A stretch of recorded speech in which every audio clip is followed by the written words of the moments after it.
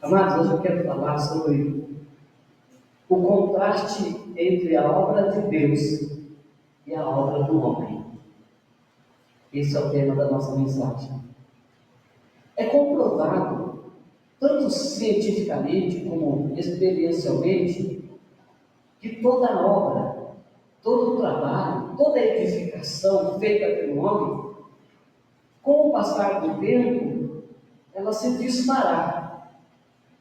Ela vai voltar ao pó. Ou seja, toda a construção, todo o concreto, toda a estrutura de aço ou de qualquer outro material se deteriorará pela exposição à umidade e ao calor. Isto é experiência, isto é fato, isso é real. Ou seja, a obra do homem, a obra do ser humano, ela precisa de manutenção constante, permanente, para durar mais tempo, antes que seja vencida pela ferrugem e pelos fungos. Esta é a grande verdade sobre a obra do homem. Né? Agora, por outro lado, a obra de Deus, a obra do Criador, ela se exibe, assim, exuberantemente, a obra de Deus, porque ela é perfeita. A criação de Deus, ela é viva, ela é diversa, ela é colorida. Então, se de um lado a obra do homem perece com o tempo, a obra de Deus, quanto mais tempo passa, mais bonita ela fica. E quanto mais longe o homem fica de tocar nela, melhor ela fica. Quanto menos o homem tocar na criação de Deus, na natureza, melhor e mais preservada ela ficará. Amados, louvado seja o nome do Senhor por isso. E isto nos leva a constatar exatamente o grande contraste que há entre a obra de Deus, a obra do Criador e a obra do homem, porque o homem também é sua criatura, não é? Então, assim, toda a construção, toda a obra do homem é a partir do quê? A partir do material conhecido, né? Tudo aquilo que o homem faz, tudo aquilo que o homem manuseia, tudo aquilo que ele produz, é a partir do material pré-existente. O homem não cria do nada. Somente Deus, né? Ou seja, o Senhor, por outro lado, é claro, nosso Deus, o Criador de todas as coisas, Ele cria todas as coisas pelo poder da Sua palavra. Deus não precisa de algo para se apoiar para criar alguma coisa. Ele cria a partir do nada. Ele chama à existência aquilo que ainda não era. Ele disse: haja luz e houve luz. Ele disse: haja trevas e houve trevas. Tudo veio a existir pelo poder da palavra de Deus, amados irmãos. Agora, o grande drama do ser humano, o grande drama do homem, é que a serpente lá do Éden, ela levou o homem a acreditar na ilusão que ele pode ser como Deus. Esse é o grande problema, esse é o grande drama que o homem vive hoje. E ao acreditar nessa mentira do diabo, ao acreditar nessa proposta da serpente, né, de que ele pode ser como Deus, ele incorreu numa desobediência a uma ordem do seu Criador.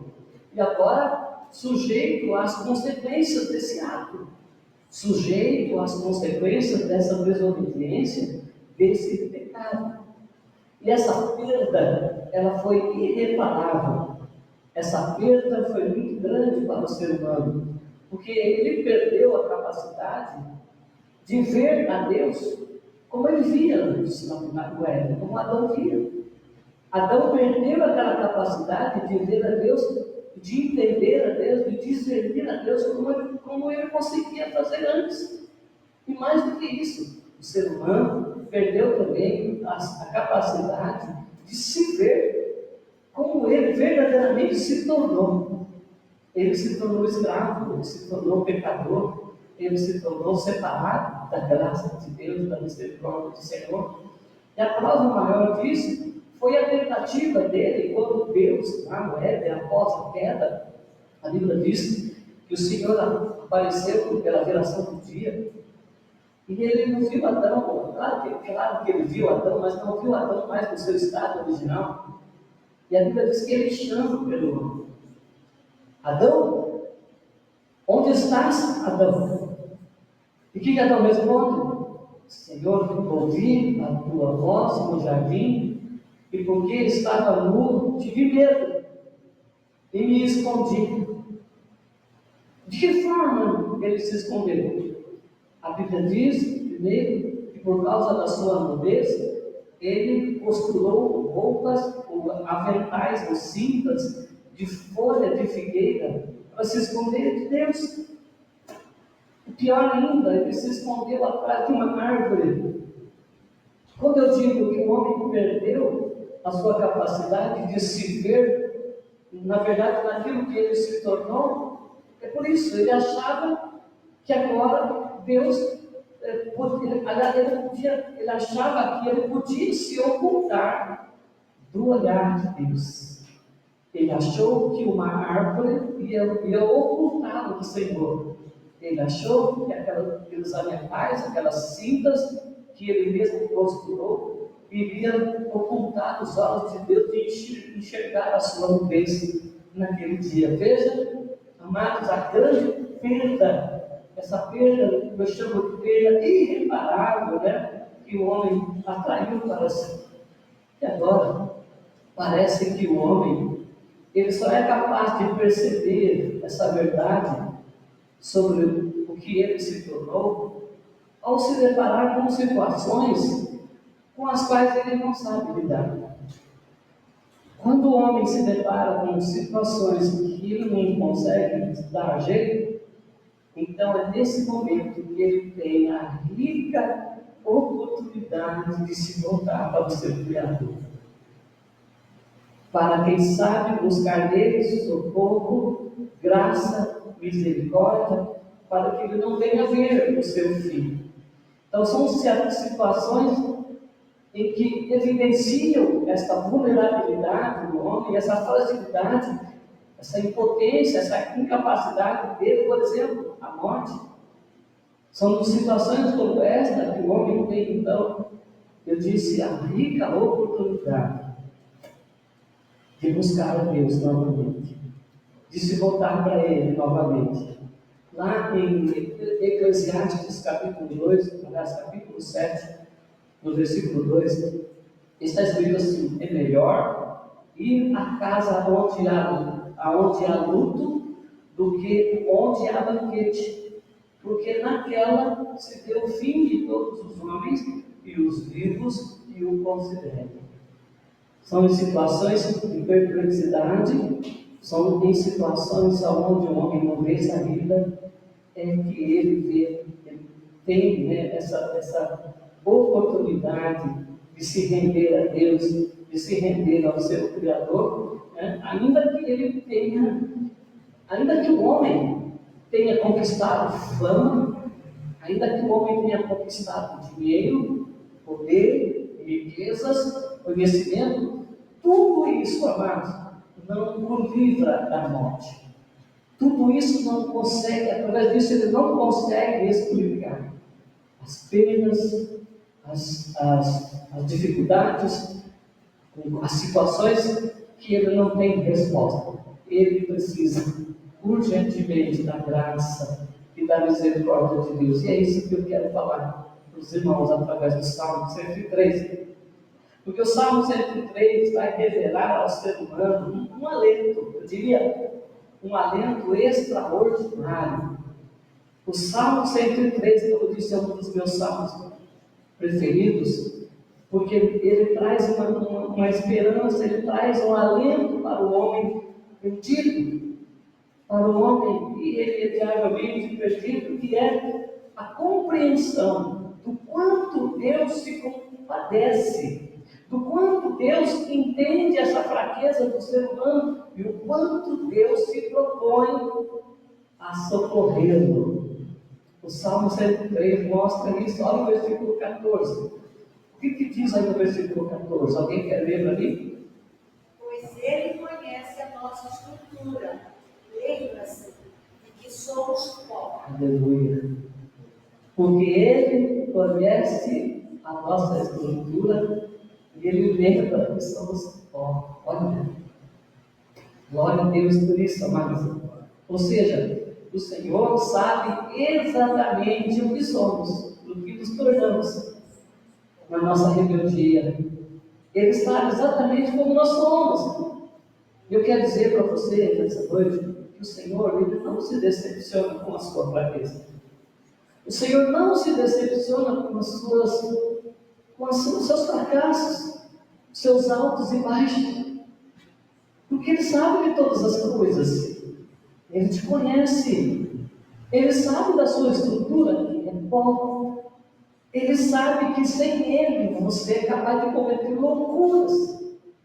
Isso não pega ninguém, não pega Deus de surpresa, as nossas quedas, as nossas decepções. Nada disso surpreende o nosso Deus, porque Ele é todo soberano, Ele sabe de todas as coisas. Mas o Salmo 103 nos traz um grande alento, porque mostra para nós o tamanho da sua bondade, o quanto Ele se compadece da nossa fraqueza, e o quanto Ele se dispõe e se propõe a nos buscar, a nos aproximar dele de novo. Ele só requer uma atitude nossa, sabe qual é? Que nós reconheçamos, que nós nos tornamos, que nós confessamos, possamos confessar que nós somos pecadores e que nós não sabemos nos virar sozinhos. Ele só quer que a gente faça isso. Ele só quer que a gente reconheça que nós não temos nada, que nós não podemos nada, que nós somos pó mesmo. Ele só quer que a gente confesse para Ele: Senhor, eu sou pobre, eu sou pecador, eu sou miserável, eu sou pobre, eu sou nu, e eu preciso que o Senhor me revista. Eu preciso que o Senhor me salve, eu preciso que o Senhor me busque, eu preciso urgentemente que o Senhor me cubra. Senão, Senhor, eu vou perecer. Ele só precisa disso, ele não precisa das suas aulas justificativas, ele não precisa das nossas arrogâncias, ele não precisa das nossas notas explicativas, ele só precisa de um coração quebrantado e humilhado. Porque este coração do Senhor não resiste, diz a palavra de Deus. Agora, o grande problema do ser humano qual que é? É a dureza do coração. O grande problema do homem, amados, é o orgulho, é a sua autossuficiência, é a sua arrogância, é a sua prepotência.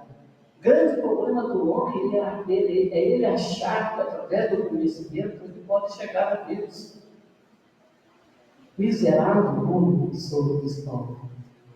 Miserável homem que sou. Quem me livrará do corpo dessa morte? Diz o apóstolo Paulo. O apóstolo Paulo sabia muito bem o que era o homem, a fraqueza do ser humano. Entende, amados? Mas o homem é assim, infelizmente, né? Ele é arrogante, ele é autossuficiente, ele acha que ele dá conta sozinho. E esse é o entrave, esse é o problema que impede o homem de receber de graça. De receber a graça, de receber o milagre dele. Vocês lembram de Pedro? Como eu gosto dessa passagem de Pedro? Lembram de Pedro? Pedro, ao se deparar com a sua incapacidade de se salvar quando estava afundando nas águas, o que ele disse? Ele não disse assim: não, Senhor, fica aí que eu vou me virar sozinho. Ele disse que ele gritou: Senhor, salva-me! Senhor, salva-me! Ele clamou por socorro, e isso é tudo que Jesus precisa para aplicar a sua misericórdia, o seu socorro, o seu resgate na nossa vida. Amados irmãos, louvado seja o nome do Senhor. Então, o homem, ele não é hábil o suficiente para sair ileso de alguma situação. Você não é hábil o suficiente para sair, quem sabe, desse enrosco que você entrou sozinho. Você não é hábil o suficiente para sair do poço, do trevedal plano que nós nos encontramos, como diz lá o Salmo 40. Nós não somos hábeis o suficiente, amado, para sair dessa turbulência que muitas vezes nos sobrevém. Entende, amados? E Deus não nos julga por isso, amado, porque Ele sabe que nós não temos capacidade alguma de vencer algumas situações que nos sobrevêm. Agora, Ele não fará nada, ainda que Ele é soberano, ainda que Ele seja todo poderoso, Ele não fará nada sem que você reconheça a sua insignificância e que você clame pelo socorro dEle. Ele não fará, amado, porque estabeleceu-se isso espiritualmente falando. Ele vai esperar que você dê ouvido ao toque dele. Ele vai esperar que você bata, que você se arrependa, que você clame, que você chore, para que ele possa aplicar a graça dele na sua vida, amados irmãos. Sabe por que eu digo isso? Quantos homens, quantas pessoas de coração duro estão à beira da morte e não se arrependem?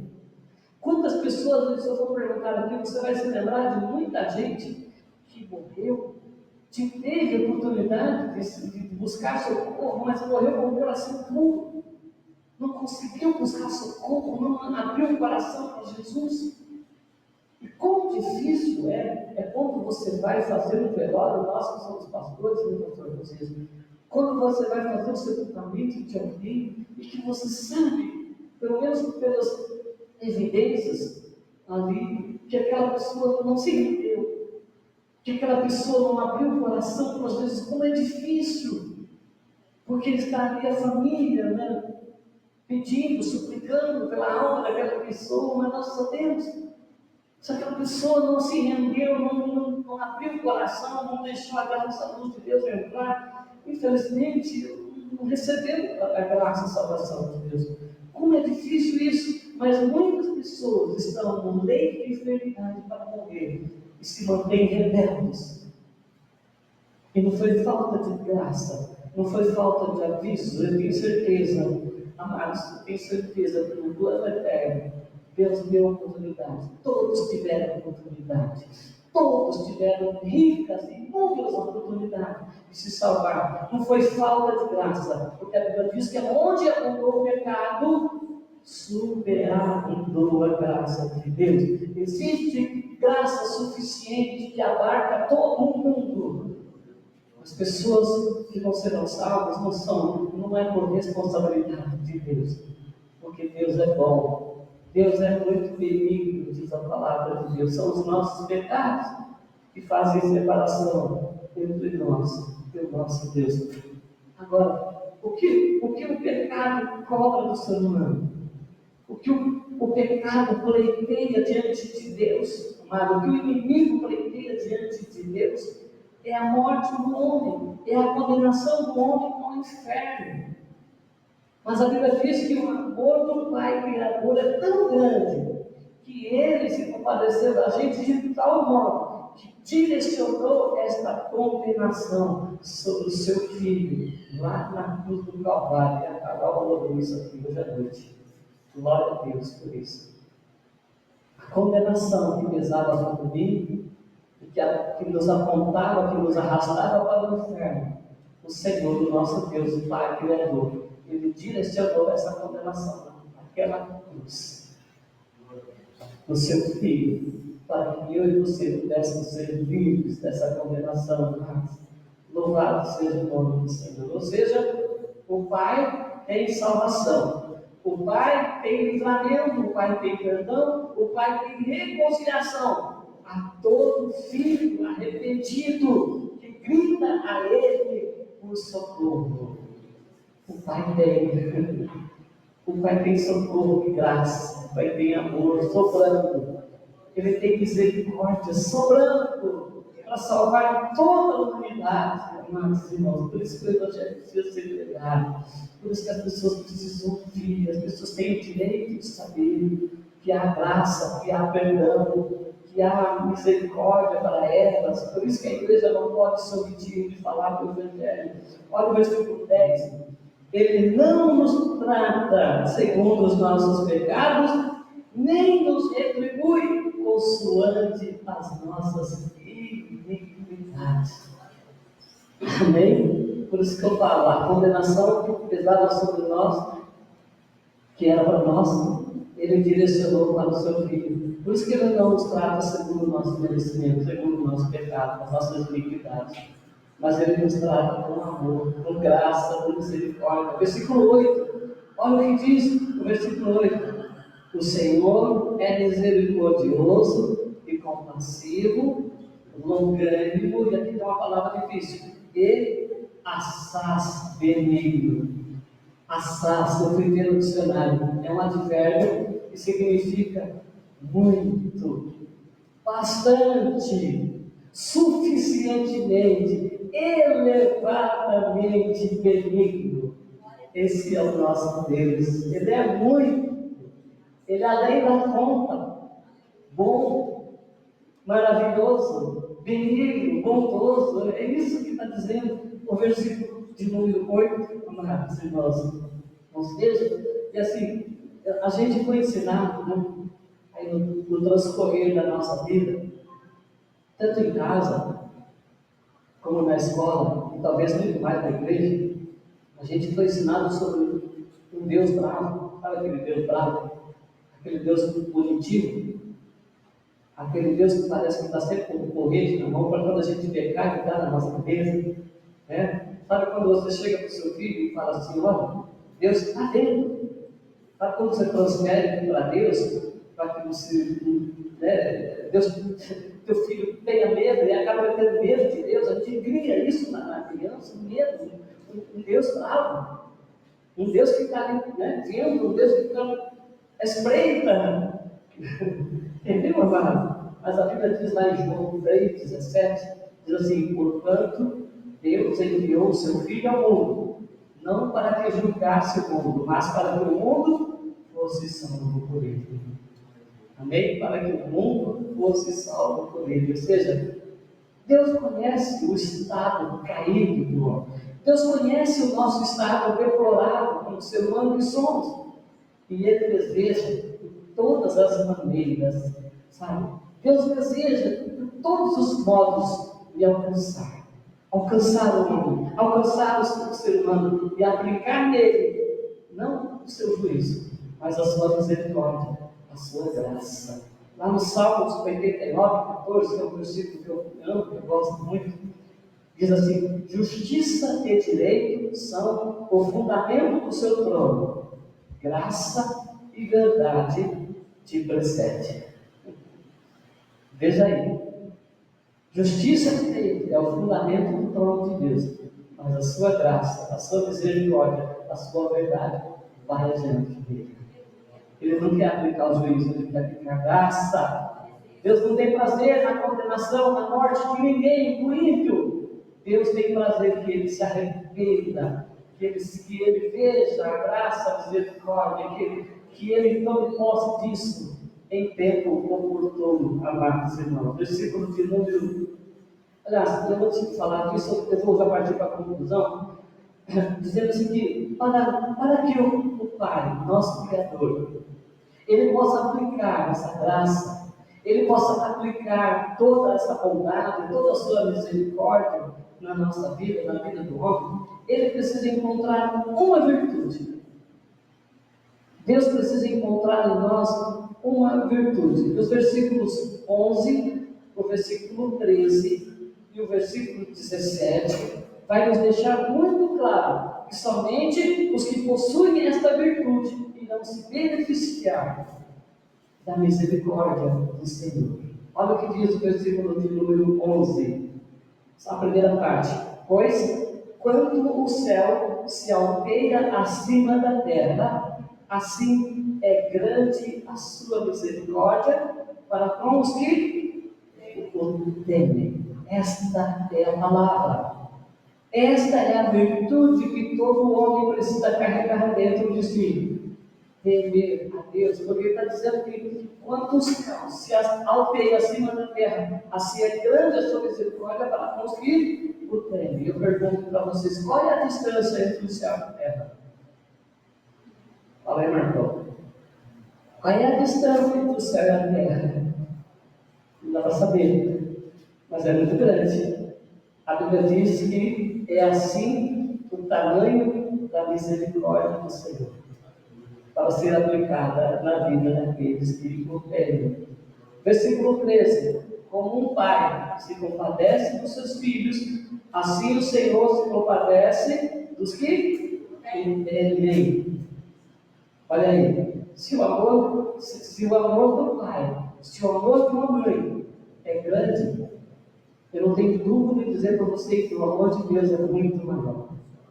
E ele está dizendo assim, que assim como um pai se compadece do filho, assim como uma mãe se compadece do filho, assim o Senhor se compadece de quem? Daqueles que o temem. Crava essa palavra no seu coração, para você daqui por diante pedir ao Senhor, temer, temor do Senhor no seu coração. E o versículo 13, para terminar, aliás, versículo 17: mas a misericórdia do Senhor é de eternidade a eternidade sobre os que o temem. De novo, aleluia. A misericórdia do Senhor. Eu pergunto para vocês: quanto tempo dura a misericórdia do Senhor? Hã? Quanto tempo dura? Tem duração no nosso tempo? A Bíblia diz que é de eternidade a eternidade. É para sempre, amados. Forever, forever, para sempre. É para todo sempre a misericórdia do Senhor para aqueles, sobre aqueles que o temem. Glória a Deus. Louvado seja o nome do Senhor. A minha oração nessa noite é que todos os dias a gente precisa pedir, Senhor, coloca temor no coração. Dá mais temor do Senhor. Temor não é medo. Temor uma reverência, sabe? Uma reverência a alguém que você tributa, a alguém que é muito bom, que é muito grande, que é poderoso, que é maravilhoso, que é amoroso. E que você sabe que a gente depende totalmente dele. Eu quero ser o temor. Senhor, coloca desse temor no meu coração.